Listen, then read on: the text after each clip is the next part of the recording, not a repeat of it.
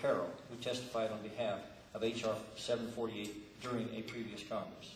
When Mrs. Carroll was asked why she came to testify on behalf of CIANA at a congressional hearing on March 3, 2005, she described how her daughter, without her knowledge, was pressured by her boyfriend's stepfather to take a train and cross state lines and have an abortion she didn't want to have, and which she now regrets.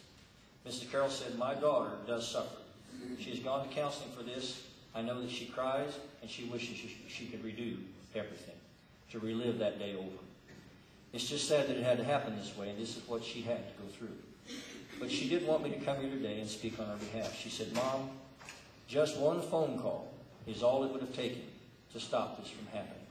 So she asked me to come here for her sake and for other girls' safety to speak and let you know what was happening." Close quote.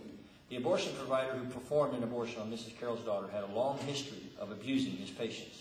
Mrs. Carroll should have been given the opportunity to learn about the history of her child's doctor, who had been professionally disciplined multiple times for having sex with a patient in his office, for performing improper rectal and breast exams on 2 others, and for indiscriminately prescribing controlled, dangerous substances. The parents of this country should be given the chance to make sure their daughters are not subject to doctors or potential sex abusers and controlled substance pushers, and CIANA should give them that chance. As Mrs. Carroll testified, "I felt safe when the police told me my daughter had to be of age in the state of Pennsylvania to have an abortion without parental consent.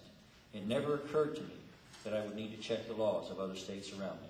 I thought as a resident of the state of Pennsylvania that she was protected by Pennsylvania state laws. Boy, was I ever wrong." Close quote. Abortion provider Dr. Lucero has also supported this legislation because patients who receive abortions in out-of-state clinics frequently do not return for follow-up care, which can lead to dangerous complications. And sure enough, the abortion provider who performed an abortion on Mrs. Carroll's daughter failed to schedule a follow-up visit with her to help ensure that there were no post-abortion complications.